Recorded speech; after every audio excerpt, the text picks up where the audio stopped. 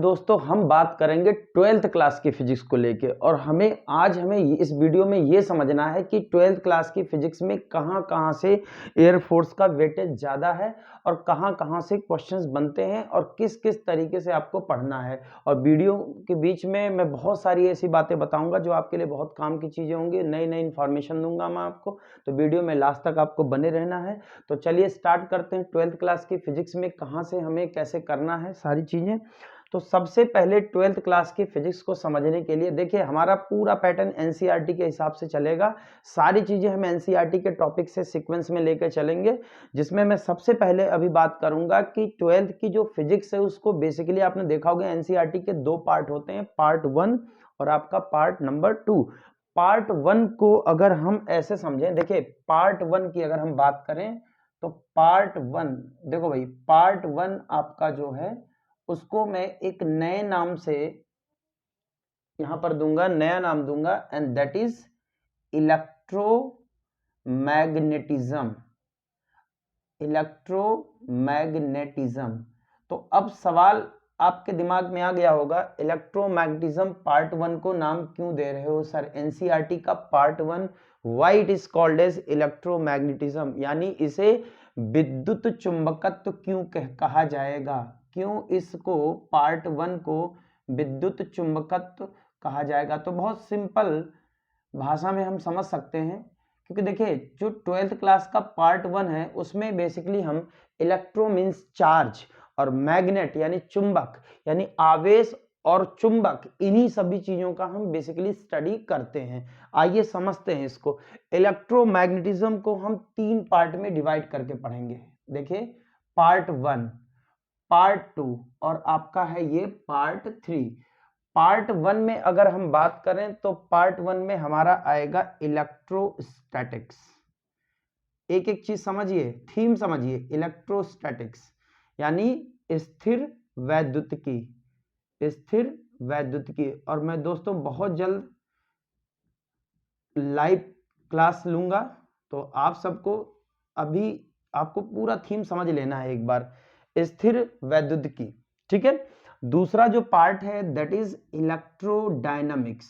Electrodynamics यानी वैद्युत गतिकी, वैद्युत गतिकी। और दोस्तों इसका जो तीसरा पार्ट है दैट इज इलेक्ट्रोमैग्नेटिक वेव। यहां मैं शॉर्टकट में लिख देता हूं इलेक्ट्रोमैग्नेटिक वेव, यानी विद्युत चुंबकीय, विद्युत चुंबकीय तरंग, विद्युत चुंबकीय तरंग। देखिए समझिएगा बात को ध्यान से। ये जो आपका इलेक्ट्रोस्टैटिक का पार्ट, इलेक्ट्रोस्टैटिक में अगर हम बात करें तो इसमें नाम से पता चल रहा है इलेक्ट्रो मीन्स चार्ज और स्टैटिक का मतलब होता है रेस्ट। मतलब चार्ज हमारा, आवेश जो है हमारा वो स्थिर अवस्था में होगा, इस चीज की स्टडी करनी हमें। यानी यहां पे मैं लिख देता हूं charge at rest, charge at rest. अब जब चार्ज रेस्ट में होगा तो क्या क्या फिनोमेना देखने को हमें मिलेगा, तो इसका आंसर आप ऐसे समझ सकते हैं अभी शॉर्टकट में कि जब भी कोई चार्ज रेस्ट में होता है तो वो इलेक्ट्रिक फील्ड जनरेट करेगा, वो पोटेंशियल बनाएगा, किसी पॉइंट पर विभव क्या होगा, विद्युत क्षेत्र क्या होगा, और भी बहुत सारे फिनोमेना हम इसमें स्टडी करने वाले हैं। आपका गॉस थ्योरम, आपका कैपेसिटर, ये सारी चीजों की स्टडी हम चार्ज एट रेस्ट में जो है देखेंगे। अब इसमें जो चैप्टर हम लिए जाते हैं वो इलेक्ट्रोस्टैटिक में, वो बेसिकली लिए जाते हैं आपके चैप्टर, पहला इसमें चैप्टर है आपका that is electric charge, electric charge, electric charges and fields, यानी वैद्युत आवेश एवं क्षेत्र। यहां पे मैं लिख देता हूं वैद्युत आवेश एवं क्षेत्र। इसमें जो सेकंड पार्ट आएगा इलेक्ट्रोस्टैटिक का दैट इज इलेक्ट्रिकल कैपेसिटेंस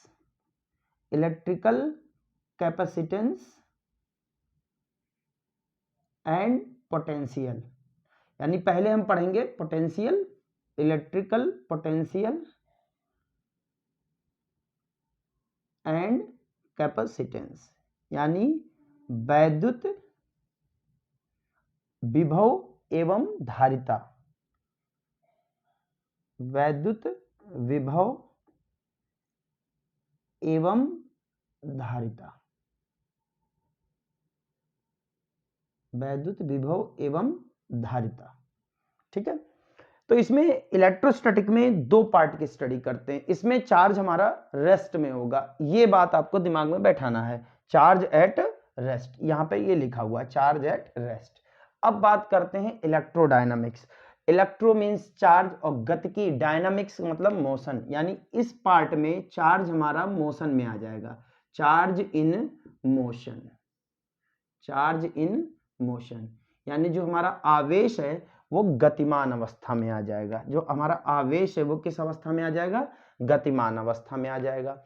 अब चार्ज जब मोशन में आता है तो आप सबको पता है इलेक्ट्रिसिटी जनरेट होती है, यानी हम इसमें जो चैप्टर पढ़ेंगे, यानी थर्ड चैप्टर जो हमारा होगा पार्ट 1 का, that is current electricity, current electricity, current electricity, यानी विद्युत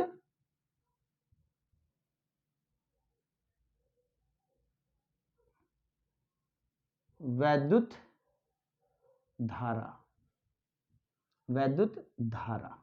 इसमें जो चौथा चैप्टर होगा दैट इज मतलब पार्ट 1 का चौथा चैप्टर, या हम ऐसे कहें इलेक्ट्रोडायनेमिक्स का सेकंड चैप्टर जो होगा वो हमारा होगा magnetic effect of electric current, या मैं ऐसे कह सकता हूं moving charges and magnetism, moving charges and magnetism, यानी वैद्युत मूविंग चार्जेस यानी गतिमान आवेश एवं चुंबकत्व, गतिमान आवेश एवं चुंबकत्व।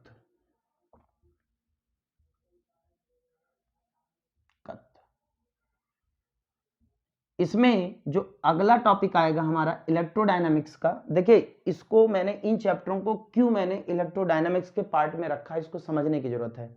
देखिए इलेक्ट्रिसिटी करंट का डेफिनेशन क्या है, इलेक्ट्रिक करंट का डेफिनेशन क्या है, यानी विद्युत धारा की परिभाषा क्या है कि आवेश के प्रवाह की जो दर है, यानी rate of flow of charge is called electric current. It means अगर हम करंट की बात कर रहे हैं तो वहां पर चार्ज को मोशन में आना ही पड़ेगा।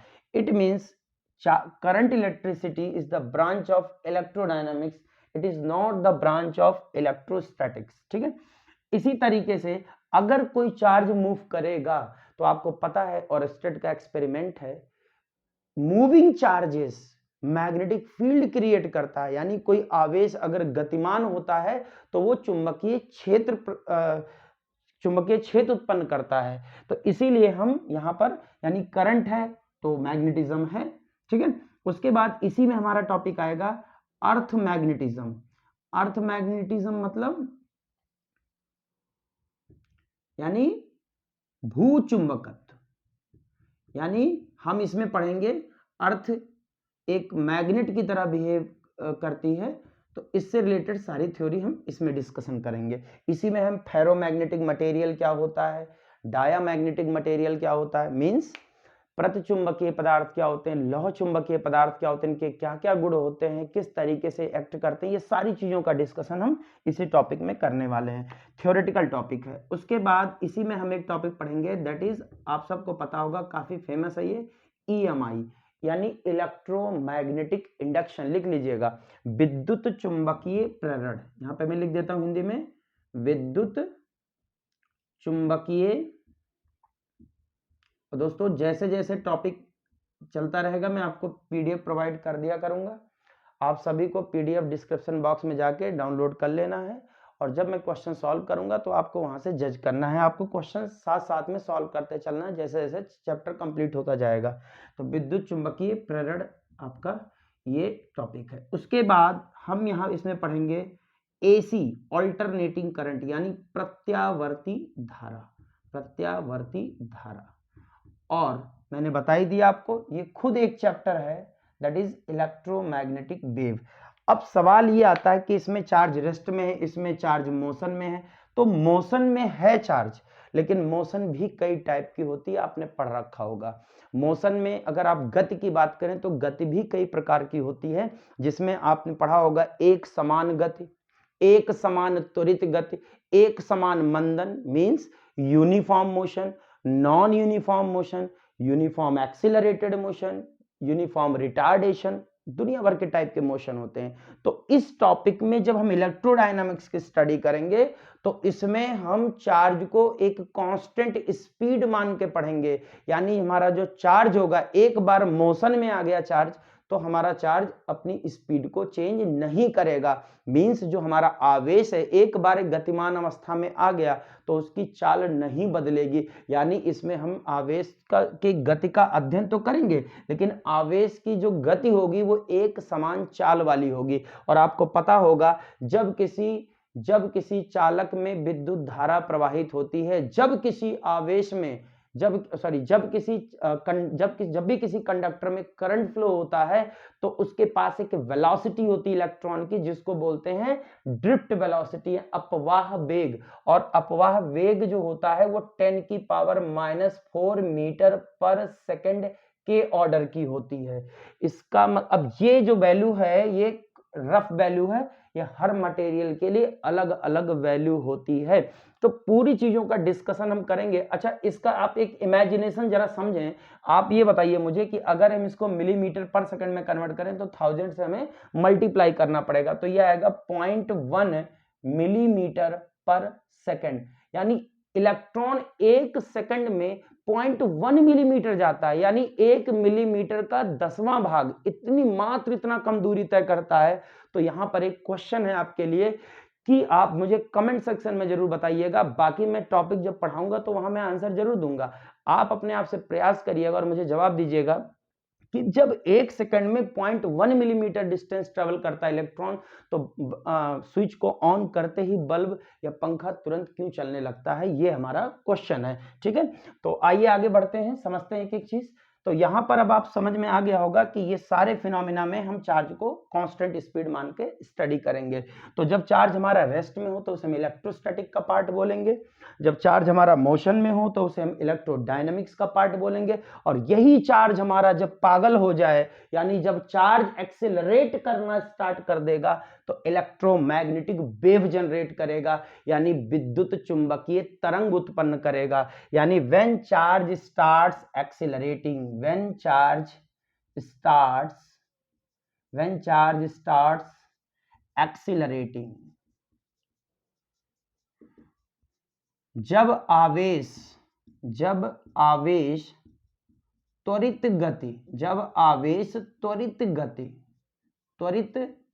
गति करे, तब जो है क्या उत्पन्न होगा, विद्युत चुंबकीय तरंग उत्पन्न होगा। अब इसका पूरा डिटेल तो मैं जब ही पढ़ाऊंगा जब टॉपिक स्टार्ट होगा, बट मैं आपको बता देता हूं विद्युत चुंबकीय तरंग में होता क्या है कि जैसे मान लीजिए ये यहां पे समझते हैं इलेक्ट्रोमैग्नेटिक वेव क्या होता है। जैसे यहां पर मैं बना देता हूं, जैसे सपोज करिए ये देखिए, इसमें क्या होता है इलेक्ट्रोमैग्नेटिक, यानी इलेक्ट्रिक फील्ड और मैग्नेटिक फील्ड, यहां पर दोनों की बात की जा रही है। यानी इलेक्ट्रिक फील्ड और मैग्नेटिक फील्ड दोनों ऑक्सीलेट करेंगे। क्या करेंगे, ऑसिलेट करेंगे, यानी दोलन करेंगे। अब दोलन क्या होता है, किसी वैल्यू का लगातार घटना बढ़ना, साथ में जीरो भी होना, मैक्सिमम जाना दोनों डायरेक्शन में, ये कहलाता है दोलन यानी ऑसिलेशन। यहां पर ये मैंने प्रेजेंट कर दिया इस तरीके से, ये ऐसे। और मैग्नेटिक फील्ड, अगर ये इलेक्ट्रिक फील्ड है तो मैग्नेटिक फील्ड जो होगा हमारा वो ठीक इसके परपेंडिकुलर होगा, मैग्नेटिक फील्ड इलेक्ट्रिक फील्ड के परपेंडिकुलर होगा। सबको पता होगा ये चीज, ठीक है। और इलेक्ट्रोमैग्नेटिक वेव की जो स्पीड होती है वो स्पीड ऑफ लाइट के बराबर होती है, that is equal to 3 × 10⁸ metre per second. तो यहां से एक क्वेश्चन जनरेट होता है कि what is the source of electromagnetic wave, यानी विद्युत चुंबकीय तरंग का स्रोत क्या है। तो इसका आंसर है त्वरित गति करने वाला जो आवेश होगा, यानी त्वरित गति जो आवेश है यानी चार्ज है जो एक्सीलरेट करेगा वो क्रिएट करेगा क्या, इलेक्ट्रोमैग्नेटिक वेव। तो यहां पर आप समझ सकते हो इलेक्ट्रोमैग्नेटिक वेव क्या होता है, जिसमें इलेक्ट्रिक फील्ड और मैग्नेटिक फील्ड दोनों एक दूसरे के परपेंडिकुलर होते हैं, और वेव का डायरेक्शन जो होगा यानी जो तरंग संचरण की दिशा होगी, यानी वेव प्रोपगेशन, संचरण वेव प्रोपगेशन मतलब यानी वेव जिस डायरेक्शन में आगे बढ़ेगा उसको कहते हैं वेव प्रोपगेशन डायरेक्शन, वो ठीक इसके क्या होगा, परपेंडिकुलर होगा। तो दोस्तों यहां पर इसमें एक जो सबसे इंपॉर्टेंट चीज है समझने की जरूरत है, ध्यान से समझिएगा कि पार्ट 1 को पढ़ने के लिए दोस्तों एक बहुत बेसिक चीज है, अगर आप उसको समझ गए, दैट इज चार्ज यानी आवेश। यानी अगर आप देखो तो इन पूरे फिनोमिना के पीछे जो रिस्पॉन्सिबल है वो बंदा है चार्ज, दैट इज आवेश। आवेश। अब मैं आपको एक चीज बताने जा रहा हूं, ध्यान सुनिएगा। आवेश की अगर आप बात करोगे तो आवेश दो प्रकार का होता है। तो कौन सा चार्ज, पॉजिटिव चार्ज या नेगेटिव चार्ज, यानी धन आवेश या ऋण आवेश, कौन सा आवेश है जो इन घटनाओं के पीछे उत्तरदायी है। तो इसका आंसर है इलेक्ट्रॉन, इसका आंसर है इलेक्ट्रॉन। अब सवाल यह है कि सर प्रोटॉन क्यों नहीं। तो देखिए ध्यान से सुनिएगा, आप सबको पता है कि एटम का जो स्ट्रक्चर होता है, जो एटम का स्ट्रक्चर होता है सबको पता है, उसमें न्यूक्लियस होता है, एक नाभिक होता है, नाभिक धनावेशित होता है। नाभिक में दो तरीके के कण होते हैं, एक प्रोटॉन होता है और एक न्यूट्रल पार्टिकल होता है, यानी न्यूट्रॉन होता है जो उदासीन होता है। और ये दोनों भाई साहब बहुत स्ट्रॉन्ग फोर्स से बंधे होते हैं, जो इस नेचर में सबसे ताकतवर बल है, जिसका नाम है न्यूक्लियर फोर्स। रट लीजिए, ये भी क्वेश्चन इंपॉर्टेंट है कि इस नेचर में सबसे स्ट्रॉन्गेस्ट फोर्स कौन सा है। तो आंसर है स्ट्रॉन्ग न्यूक्लियर फोर्स। तो इनके बीच में इतना ताकतवर बल होता है, प्रोटॉन न्यूट्रॉन्स के बीच में, या प्रोटॉन प्रोटॉन के बीच में, या न्यूट्रॉन न्यूट्रॉन के बीच में। यानी ये जो न्यूक्लियर फोर्स ऑफ अट्रैक्शन है ये चार्ज पे डिपेंड नहीं करता, it's a very strong force. और ध्यान रखिएगा इनको तोड़ना आसान नहीं है, यानी प्रोटॉन को एटम से निकालना आसान नहीं है, इसको निकालने के लिए बहुत ज्यादा एनर्जी की जरूरत पड़ेगी। अब जरा समझिए आप कि एटम के अगर हम स्ट्रक्चर को देखें तो एटम के स्ट्रक्चर में हम ये पाएंगे कि ये तो न्यूक्लियस है, और इलेक्ट्रॉन जो होते हैं वो ऑर्बिट में क्या करते हैं, रिवॉल्व करते हैं। इलेक्ट्रॉन जो है वो ऑर्बिट में क्या करते हैं, रिवॉल्व करते हैं। अब आप बताइए जो इलेक्ट्रॉन नियरेस्ट होगा न्यूक्लियस के, यानी जो इलेक्ट्रॉन नाभिक के बहुत करीब होगा, उस पे तो बहुत ताकतवर इलेक्ट्रोस्टैटिक फोर्स काम करेगा, यानी स्थिर वैद्युत बल यानी कूलाम बल जो होगा वो बहुत स्ट्रांग होगा, यानी इस इलेक्ट्रॉन को ये प्रोटॉन बहुत तेजी से बांध के रखेगा। लेकिन जो इलेक्ट्रॉन सबसे आउटर मोस्ट सेल में होगा, सबसे बाहरी कक्षा में होगा, उस इलेक्ट्रॉन को अगर थोड़ी सी भी एनर्जी मिलेगी तो वो अपनी ऑर्बिट को, अपनी शेल को, यानी अपनी कक्षा को छोड़ के वो दूसरी कक्षा में चला जाएगा। और जब वो इलेक्ट्रॉन दूसरी कक्षा में चला अपनी कक्षा को छोड़ के जब दूसरे एटम की कक्षा में चला जाए, या अपने एटम के ऑर्बिट को छोड़ दे, तो हम उसी इलेक्ट्रॉन को एक नाम देते हैं, and that is called free electron. तो अब ये चीज आपको ध्यान रखना है, केवल इलेक्ट्रॉन रिस्पॉन्सिबल नहीं होता है, only free electron is responsible for all these phenomenas. इन सारी घटनाओं के पीछे जो उत्तरदायी है वो है फ्री इलेक्ट्रॉन, यानी मुक्त इलेक्ट्रॉन। तो ये बहुत इंपॉर्टेंट चीज है, आप ध्यान रखिएगा। जब हम कहते हैं ना कि rate of flow of charge is known as current, तो एक्चुअल में जो करंट फ्लो होता है वो होता है ऋण आवेश यानी ऋणात्मक आवेश, यानी इलेक्ट्रॉन के वजह से होता है, ना कि प्रोटॉन के वजह से होता है।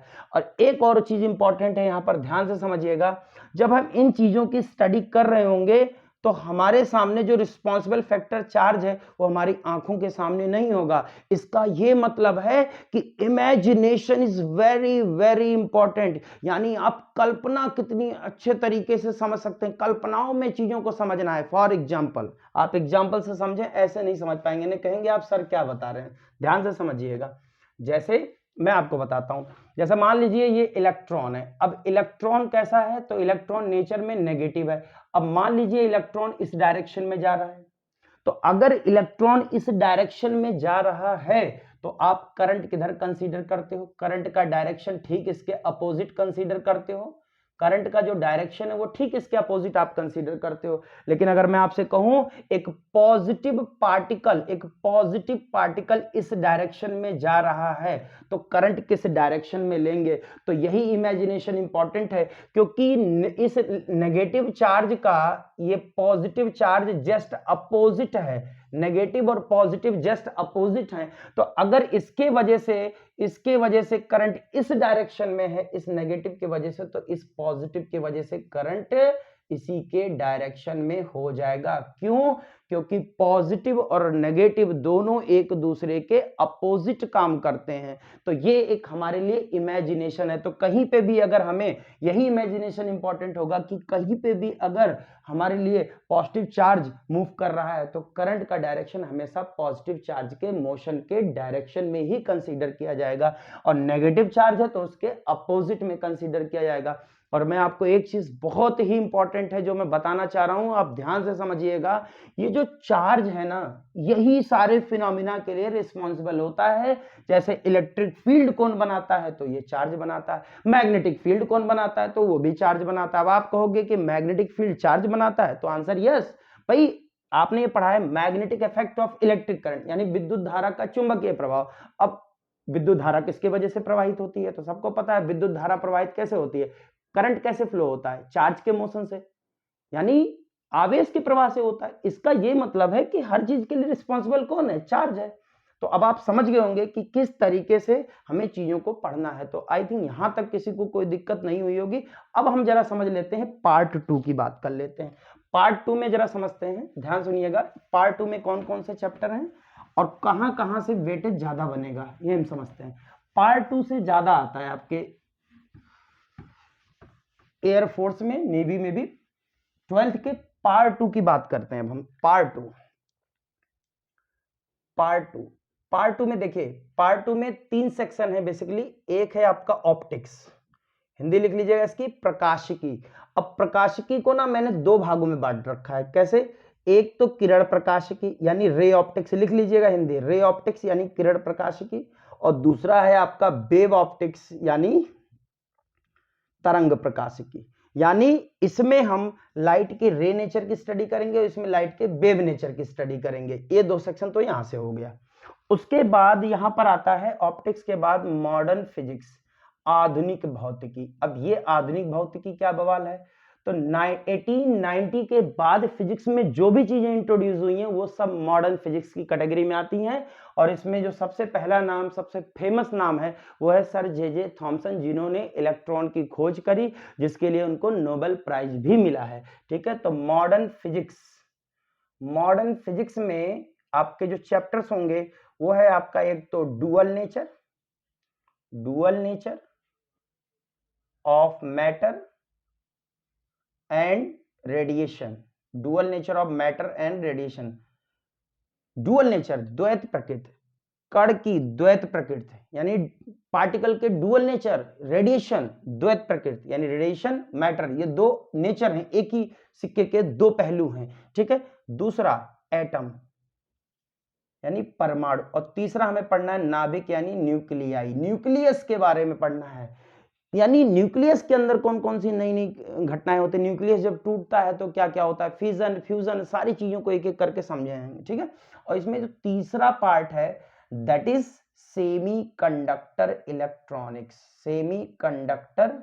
इलेक्ट्रॉनिक्स यानी अर्धचालक इलेक्ट्रॉनिक्स। ये एक फिजिक्स का अपना एक अलग ही ब्रांच है। आजकल हर चीज इलेक्ट्रॉनिक्स है, अगर आप देखें तो हर चीज इलेक्ट्रॉनिक्स है। लेकिन ध्यान रखें, आपके 12th में यहीं तक है सिलेबस, लेकिन आपके एयरफोर्स में ध्यान रखें इसमें एक नई चीज मैं और जोड़ रहा हूं, that is digital electronics.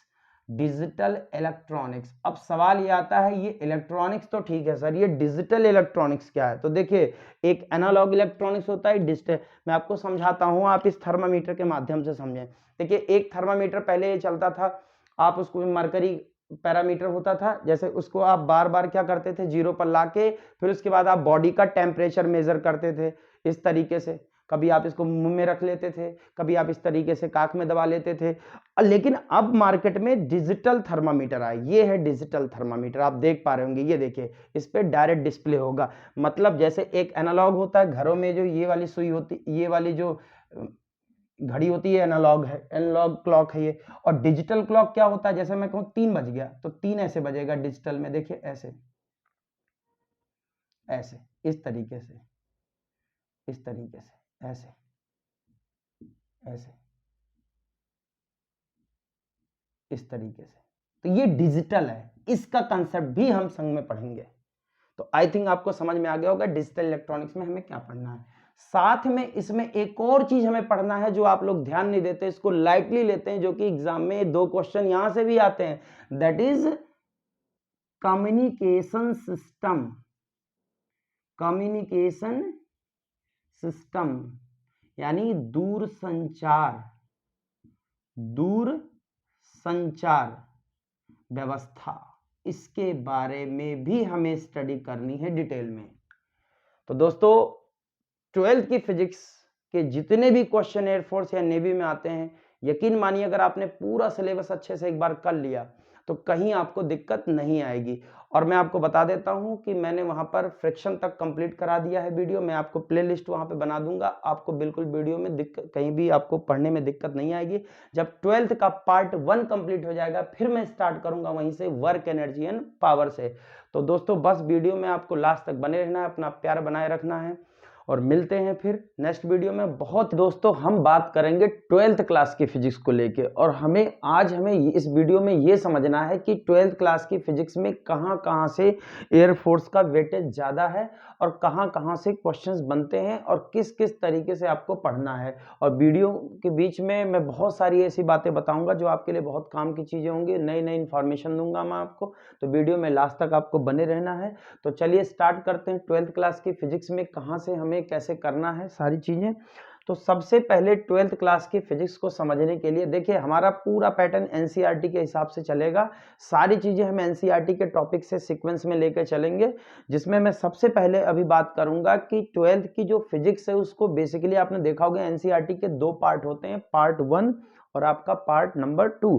Part 1 को अगर हम ऐसे समझें, देखिए पार्ट 1 की अगर हम बात करें तो पार्ट 1, देखो भाई, पार्ट 1 आपका जो है उसको मैं एक नए नाम से यहां पर दूंगा, नया नाम दूंगा, and that is electromagnetism. Electromagnetism. तो अब सवाल आपके दिमाग में आ गया होगा, इलेक्ट्रोमैग्नेटिज्म पार्ट 1 को नाम क्यों दे रहे हो सर एनसीईआरटी का part 1, why it is called as electromagnetism, यानी इसे विद्युत चुंबकत्व क्यों कहा जाएगा, क्यों इसको पार्ट 1 को विद्युत चुंबकत्व कहा जाएगा? तो बहुत सिंपल भाषा में हम समझ सकते हैं, क्योंकि देखिए जो 12th क्लास का पार्ट 1 है उसमें बेसिकली हम इलेक्ट्रो मीन्स चार्ज और मैग्नेट यानी चुंबक यानी आवेश और चुंबक, इन्हीं सभी चीजों का हम बेसिकली स्टडी करते हैं। आइए समझते हैं इसको। इलेक्ट्रोमैग्नेटिज्म को हम 3 पार्ट में डिवाइड करके पढ़ेंगे। देखिए, पार्ट 1, पार्ट 2 और आपका है ये पार्ट 3। पार्ट 1 में अगर हम बात करें तो पार्ट 1 में हमारा आएगा इलेक्ट्रोस्टैटिक्स। एक एक चीज समझिए, थीम समझिए, इलेक्ट्रोस्टैटिक्स यानी स्थिर वैद्युतिकी, स्थिर वैद्युतिकी। और मैं दोस्तों बहुत जल्द लाइव क्लास लूंगा, तो आप सबको अभी आपको पूरा थीम समझ लेना है एक बार, स्थिर वैद्युतिकी, ठीक है। दूसरा जो पार्ट है दैट इज इलेक्ट्रोडायनामिक्स। इलेक्ट्रोडायनामिक्स यानी वैद्युत गतिकी, वैद्युत गतिकी। और दोस्तों इसका जो तीसरा पार्ट है दैट इज इलेक्ट्रोमैग्नेटिक वेव। यहां मैं शॉर्टकट में लिख देता हूं इलेक्ट्रोमैग्नेटिक वेव, यानी विद्युत चुंबकीय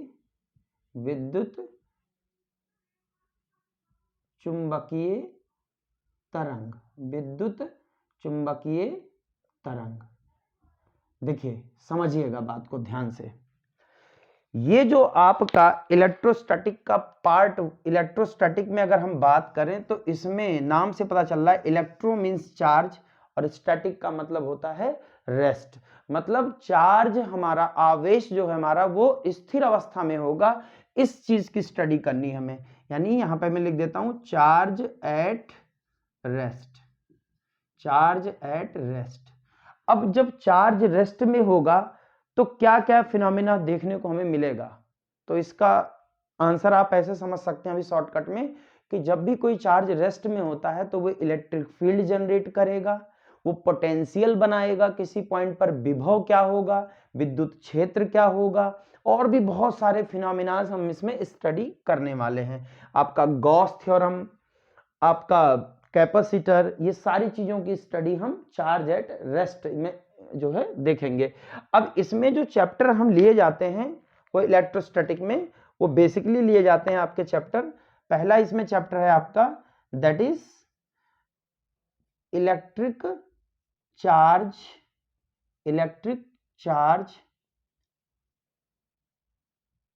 इलेक्ट्रिक चार्जेस एंड फील्ड्स, यानी वैद्युत आवेश एवं क्षेत्र। यहां पे मैं लिख देता हूं वैद्युत आवेश एवं क्षेत्र।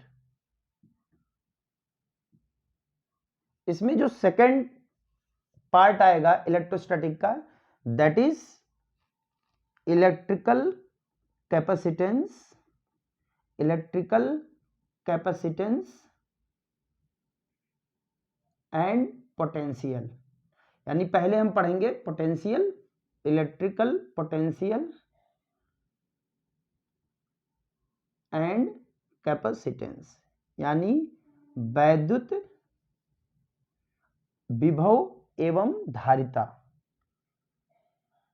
वैद्युत विभव एवं धारिता, वैद्युत विभव एवं धारिता। ठीक है, तो इसमें इलेक्ट्रोस्टैटिक में दो पार्ट की स्टडी करते हैं। इसमें चार्ज हमारा रेस्ट में होगा, ये बात आपको दिमाग में बैठाना है, चार्ज एट रेस्ट, यहां पे ये लिखा हुआ है चार्ज एट रेस्ट। अब बात करते हैं इलेक्ट्रोडायनामिक्स। इलेक्ट्रो मींस चार्ज और गतिकी, डायनामिक्स मतलब मोशन, यानी इस पार्ट में चार्ज हमारा मोशन में आ जाएगा, charge in motion, charge in motion, यानी जो हमारा आवेश है वो गतिमान अवस्था में आ जाएगा, जो हमारा आवेश है वो किस अवस्था में आ जाएगा, गतिमान अवस्था में आ जाएगा। अब चार्ज जब मोशन में आता है तो आप सबको पता है इलेक्ट्रिसिटी जनरेट होती है, यानी हम इसमें जो चैप्टर पढ़ेंगे, यानी थर्ड चैप्टर जो हमारा होगा पार्ट 1 का that is current electricity, current electricity, current electricity, यानी विद्युत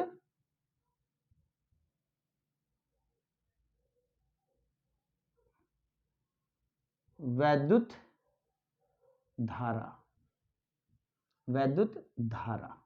इसमें जो चौथा चैप्टर होगा दैट इज मतलब पार्ट 1 का चौथा चैप्टर, या हम ऐसे कहें इलेक्ट्रोडायनेमिक्स का सेकंड चैप्टर जो होगा वो हमारा होगा magnetic effect of electric current, या मैं ऐसे कह सकता हूं moving charges and magnetism, moving charges and magnetism,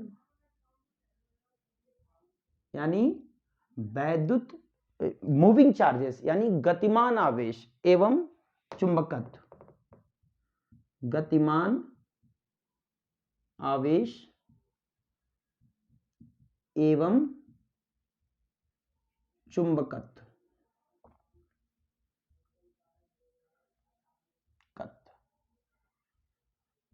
इसमें जो अगला टॉपिक आएगा हमारा इलेक्ट्रोडायनामिक्स का, देखिए इसको मैंने इन चैप्टरों को क्यों मैंने इलेक्ट्रोडायनामिक्स के पार्ट में रखा है, इसको समझने की जरूरत है। देखिए इलेक्ट्रिसिटी करंट का डेफिनेशन क्या है, इलेक्ट्रिक करंट का डेफिनेशन क्या है, यानी विद्युत धारा की परिभाषा क्या है कि आवेश के प्रवाह की जो दर है, यानी rate of flow of charge is called electric current. It means अगर हम करंट की बात कर रहे हैं तो वहां पर चार्ज को मोशन में आना ही पड़ेगा। It means current electricity is the branch of electrodynamics, it is not the branch of electrostatics. ठीक है, इसी तरीके से अगर कोई चार्ज मूव करेगा तो आपको पता है, और स्टेट का एक्सपेरिमेंट है, moving charges magnetic field create करता है, यानी कोई आवेश अगर गतिमान होता है तो वो चुंबकीय क्षेत्र उत्पन्न करता है। तो इसीलिए हम यहाँ पर, यानी करंट है तो मैग्नेटिज्म है। ठीक है, उसके बाद इसी में हमारा टॉपिक आएगा अर्थ मैग्नेटिज्म। अर्थ मैग्नेटिज्म मतलब यानी भूचुंबकत्व, यानी हम इसमें पढ़ेंगे अर्थ एक मैग्नेट की तरह बिहेव करती है, तो इससे रिलेटेड सारी थ्योरी हम इसमें डिस्कशन करेंगे। इसी में हम फेरोमैग्नेटिक मटेरियल क्या होता है, डायामैग्नेटिक मटेरियल क्या होता है, मींस प्रतिचुंबकीय पदार्थ क्या होते हैं, लौह चुंबकीय पदार्थ क्या होते हैं, इनके क्या क्या गुण होते हैं, किस तरीके से एक्ट करते हैं, ये सारी चीजों का डिस्कशन हम इसी टॉपिक में करने वाले हैं। थ्योरेटिकल टॉपिक है। उसके बाद इसी में हम एक टॉपिक पढ़ेंगे, दैट इज आप सबको पता होगा, काफी फेमस है ये, EMI यानी इलेक्ट्रोमैग्नेटिक इंडक्शन। लिख लीजिएगा, विद्युत चुंबकीय प्रेरण। यहां पे मैं लिख देता हूं हिंदी में, विद्युत चुंबकीय। दोस्तों जैसे जैसे टॉपिक चलता रहेगा मैं आपको PDF प्रोवाइड कर दिया करूंगा, आप सभी को PDF डिस्क्रिप्शन बॉक्स में जाके डाउनलोड कर लेना है, और जब मैं क्वेश्चन सॉल्व करूंगा तो आपको वहां से जज करना है, आपको क्वेश्चन साथ साथ में सॉल्व करते चलना है जैसे जैसे चैप्टर कंप्लीट होता जाएगा। तो विद्युत चुंबकीय प्रेरण आपका ये टॉपिक है। उसके बाद हम यहाँ इसमें पढ़ेंगे AC ऑल्टरनेटिंग करंट, यानी प्रत्यावर्ती धारा, प्रत्यावर्ती धारा। और मैंने बता ही दिया आपको, ये खुद एक चैप्टर है, दैट इज इलेक्ट्रोमैग्नेटिक वेव। अब सवाल ये आता है कि इसमें चार्ज रेस्ट में है, इसमें चार्ज मोशन में है। तो मोशन में है चार्ज, लेकिन मोशन भी कई टाइप की होती है, आपने पढ़ रखा होगा। मोशन में अगर आप गति की बात करें तो गति भी कई प्रकार की होती है, जिसमें आपने पढ़ा होगा एक समान गति, एक समान त्वरित गति, एक समान मंदन means uniform motion, non uniform motion, uniform accelerated motion, uniform retardation, दुनिया भर के टाइप के मोशन होते हैं। तो इस टॉपिक में जब हम इलेक्ट्रोडायनामिक्स की स्टडी करेंगे तो इसमें हम चार्ज को एक कांस्टेंट स्पीड मान के पढ़ेंगे, यानी हमारा जो चार्ज होगा, एक बार मोशन में आ गया चार्ज तो हमारा चार्ज अपनी स्पीड को चेंज नहीं करेगा। मींस जो हमारा आवेश है एक बार गतिमान अवस्था में आ गया तो उसकी चाल नहीं बदलेगी, यानी इसमें हम आवेश की गति का अध्ययन तो करेंगे, लेकिन आवेश की जो गति होगी वो एक समान चाल वाली होगी। और आपको पता होगा जब किसी चालक में विद्युत धारा प्रवाहित होती है, जब किसी आवेश में जब भी किसी कंडक्टर में करंट फ्लो होता है तो उसके पास एक वेलोसिटी होती है इलेक्ट्रॉन की, जिसको बोलते हैं ड्रिफ्ट वेलोसिटी, अपवाह वेग। और अपवाह वेग जो होता है वो 10⁻⁴ मीटर पर सेकंड के ऑर्डर की होती है। इसका अब ये जो वैल्यू है ये रफ वैल्यू है, ये हर मटेरियल के लिए अलग अलग वैल्यू होती है। तो पूरी चीजों का डिस्कशन हम करेंगे। अच्छा, इसका आप एक इमेजिनेशन जरा समझें। आप ये बताइए मुझे कि अगर हम इसको मिलीमीटर पर सेकंड में कन्वर्ट करें तो 1000 से हमें मल्टीप्लाई करना पड़ेगा, तो यह आएगा 0.1 मिलीमीटर पर सेकंड, यानी इलेक्ट्रॉन एक सेकंड में 0.1 मिलीमीटर जाता है, यानी 1 मिलीमीटर का 10वां भाग, इतना कम दूरी तय करता है। तो यहां पर एक क्वेश्चन है आपके लिए कि आप मुझे कमेंट सेक्शन में जरूर बताइएगा, बाकी मैं टॉपिक जब पढ़ाऊंगा तो वहां मैं आंसर जरूर दूंगा। आप अपने आप से प्रयास करिएगा और मुझे जवाब दीजिएगा कि जब 1 सेकंड में 0.1 मिलीमीटर डिस्टेंस ट्रेवल करता है इलेक्ट्रॉन, तो स्विच को ऑन करते ही बल्ब या पंखा तुरंत क्यों चलने लगता है, ये हमारा क्वेश्चन है। ठीक है, तो आइए आगे बढ़ते हैं, समझते हैं एक एक चीज। तो यहां पर अब आप समझ में आ गया होगा कि ये सारे फिनोमिना में हम चार्ज को कांस्टेंट स्पीड मान के स्टडी करेंगे। तो जब चार्ज हमारा रेस्ट में हो तो उसे हम इलेक्ट्रोस्टैटिक का पार्ट बोलेंगे, जब चार्ज हमारा मोशन में हो तो उसे हम इलेक्ट्रोडायनामिक्स का पार्ट बोलेंगे, और यही चार्ज हमारा जब पागल हो जाए, यानी जब चार्ज एक्सेलरेट करना स्टार्ट कर देगा, तो इलेक्ट्रोमैग्नेटिक वेव जनरेट करेगा, यानी विद्युत चुंबकीय तरंग उत्पन्न करेगा। यानी when charge starts accelerating, when charge starts accelerating, जब आवेश त्वरित गति, जब आवेश त्वरित गति करे, तब जो है क्या उत्पन्न होगा, विद्युत चुंबकीय तरंग उत्पन्न होगा। अब इसका पूरा डिटेल तो मैं जब ही पढ़ाऊंगा जब टॉपिक स्टार्ट होगा, बट मैं आपको बता देता हूं विद्युत चुंबकीय तरंग में होता क्या है कि जैसे मान लीजिए ये यहां पे समझते हैं इलेक्ट्रोमैग्नेटिक वेव क्या होता है। जैसे यहां पर मैं बना देता हूं, जैसे सपोज करिए ये देखिए, इसमें क्या होता है इलेक्ट्रोमैग्नेटिक, यानी इलेक्ट्रिक फील्ड और मैग्नेटिक फील्ड, यहां पर दोनों की बात की जा रही है। यानी इलेक्ट्रिक फील्ड और मैग्नेटिक फील्ड दोनों ऑक्सीलेट करेंगे, क्या करेंगे, ऑसिलेट करेंगे, यानी दोलन करेंगे। अब दोलन क्या होता है, किसी वैल्यू का लगातार घटना बढ़ना, साथ में जीरो भी होना, मैक्सिमम जाना दोनों डायरेक्शन में, ये कहलाता है दोलन यानी ऑसिलेशन। यहां पर ये मैंने प्रेजेंट कर दिया इस तरीके से, ये ऐसे। और मैग्नेटिक फील्ड, अगर ये इलेक्ट्रिक फील्ड है तो मैग्नेटिक फील्ड जो होगा हमारा वो ठीक इसके परपेंडिकुलर होगा, इसके परपेंडिकुलर होगा। मैग्नेटिक फील्ड इलेक्ट्रिक फील्ड के परपेंडिकुलर होगा, सबको पता होगा ये चीज, ठीक है। और इलेक्ट्रोमैग्नेटिक वेव की जो स्पीड होती है वो स्पीड ऑफ लाइट के बराबर होती है, that is equal to 3 × 10⁸ metre per second. तो यहां से एक क्वेश्चन जनरेट होता है कि what is the source of electromagnetic wave, यानी विद्युत चुंबकीय तरंग का स्रोत क्या है। तो इसका आंसर है त्वरित गति करने वाला जो आवेश होगा, यानी त्वरित गति जो आवेश है, यानी चार्ज है जो एक्सीलरेट करेगा, वो क्रिएट करेगा क्या, इलेक्ट्रोमैग्नेटिक वेव।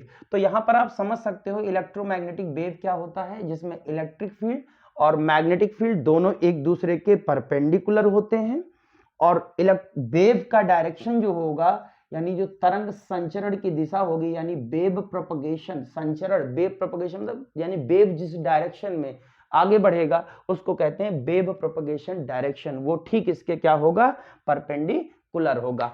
तो दोस्तों यहां पर इसमें एक जो सबसे इंपॉर्टेंट चीज है समझने की जरूरत है, ध्यान से समझिएगा कि पार्ट 1 को पढ़ने के लिए दोस्तों एक बहुत बेसिक चीज है, अगर आप उसको समझ गए, दैट इज चार्ज, यानी आवेश।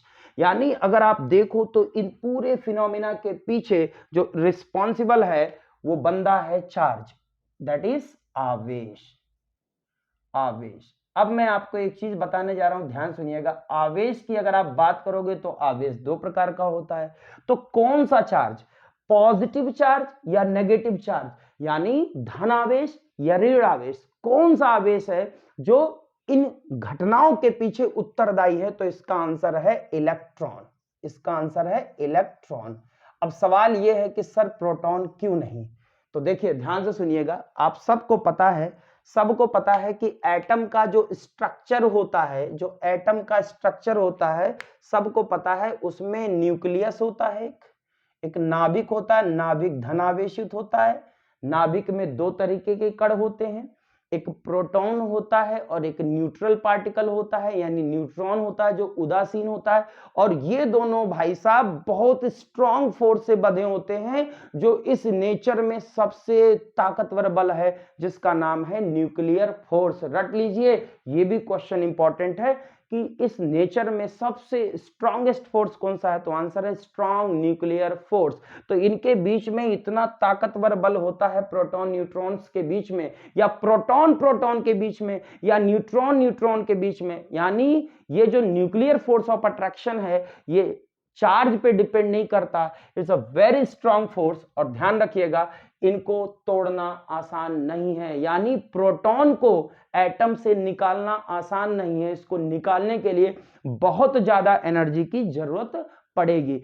अब जरा समझिए आप कि एटम के अगर हम स्ट्रक्चर को देखें तो एटम के स्ट्रक्चर में हम ये पाएंगे कि ये तो न्यूक्लियस है और इलेक्ट्रॉन जो होते हैं वो ऑर्बिट में क्या करते हैं, रिवॉल्व करते हैं। इलेक्ट्रॉन जो है वो ऑर्बिट में क्या करते हैं, रिवॉल्व करते हैं। अब आप बताइए जो इलेक्ट्रॉन नियरेस्ट होगा न्यूक्लियस के, यानी जो इलेक्ट्रॉन नाभिक के बहुत करीब होगा, उस पे तो बहुत ताकतवर इलेक्ट्रोस्टैटिक फोर्स काम करेगा, यानी स्थिर वैद्युत बल यानी कूलाम बल जो होगा वो बहुत स्ट्रांग होगा, यानी इस इलेक्ट्रॉन को ये प्रोटॉन बहुत तेजी से बांध के रखेगा। लेकिन जो इलेक्ट्रॉन सबसे आउटर मोस्ट सेल में होगा, सबसे बाहरी कक्षा में होगा, उस इलेक्ट्रॉन को अगर थोड़ी सी भी एनर्जी मिलेगी तो वो अपनी ऑर्बिट को, अपनी शेल को यानी अपनी कक्षा को छोड़ के वो दूसरी कक्षा में चला जाएगा। और जब वो इलेक्ट्रॉन दूसरी कक्षा में चला जा अपनी कक्षा को छोड़ के जब दूसरे एटम की कक्षा में चला जाए या अपने एटम के ऑर्बिट को छोड़ दे, तो हम उसी इलेक्ट्रॉन को एक नाम देते हैं and that is called free electron.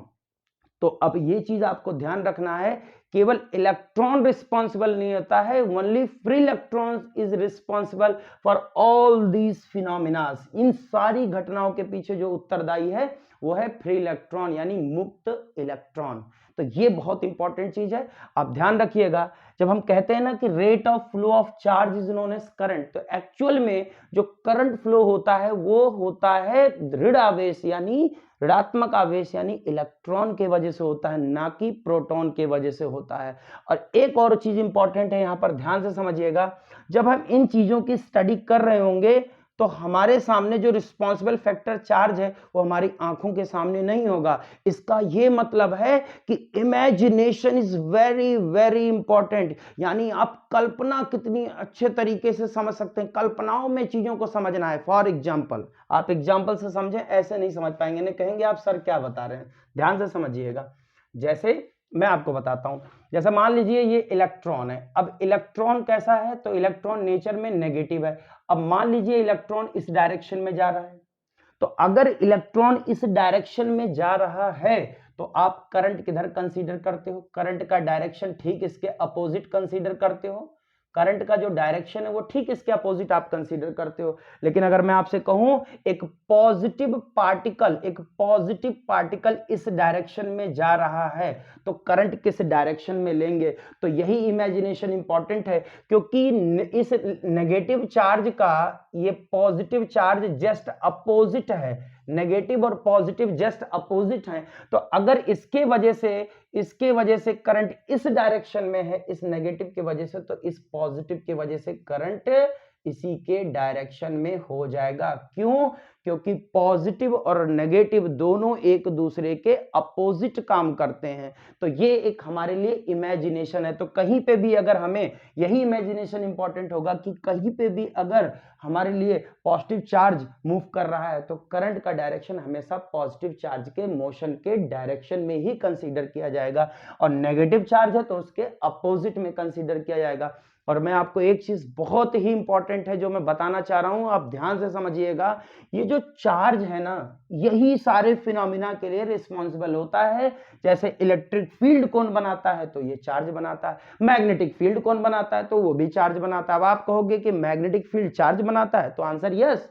भाई आपने ये पढ़ा है magnetic effect of electric current, यानी विद्युत धारा का चुंबकीय प्रभाव। अब विद्युत धारा किसके वजह से प्रवाहित होती है, तो सबको पता है विद्युत धारा प्रवाहित कैसे होती है, करंट कैसे फ्लो होता है, चार्ज के मोशन से, यानी आवेश के प्रवाह से होता है। इसका यह मतलब है कि हर चीज के लिए रिस्पॉन्सिबल कौन है, चार्ज है।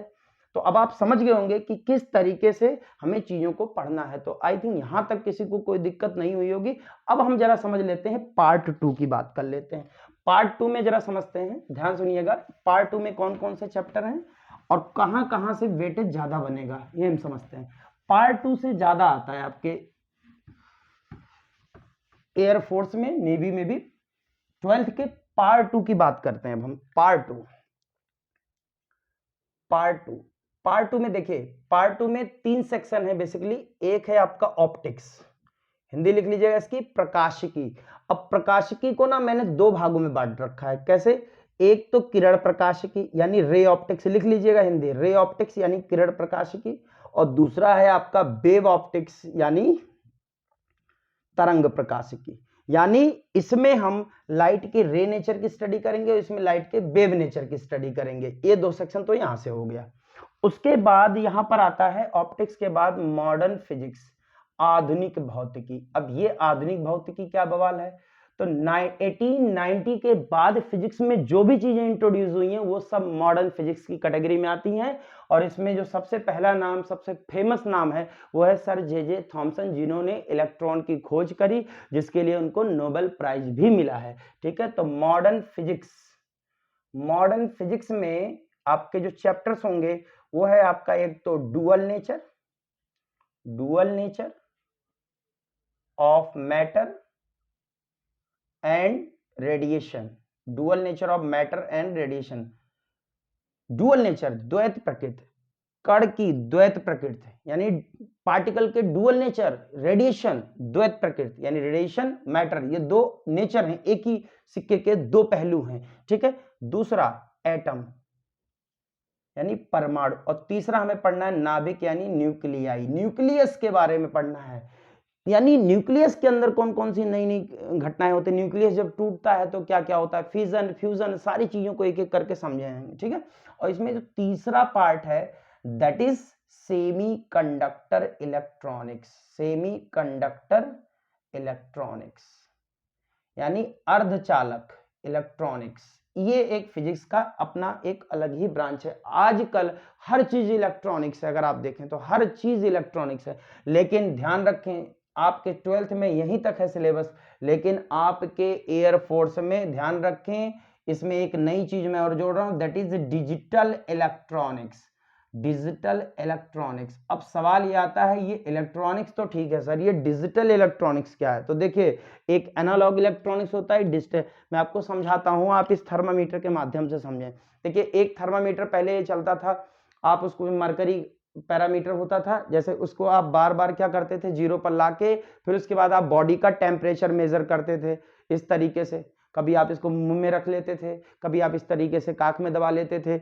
लेकिन अब मार्केट में डिजिटल थर्मामीटर आए, ये है डिजिटल थर्मामीटर, आप देख पा रहे होंगे, ये देखिए, इस पे डायरेक्ट डिस्प्ले होगा। मतलब जैसे एक एनालॉग होता है घरों में, जो ये वाली सुई होती, ये वाली जो घड़ी होती है एनालॉग क्लॉक है ये। और डिजिटल क्लॉक क्या होता है, जैसे मैं कहूं 3 बज गया तो 3 ऐसे बजेगा डिजिटल में। देखिए ऐसे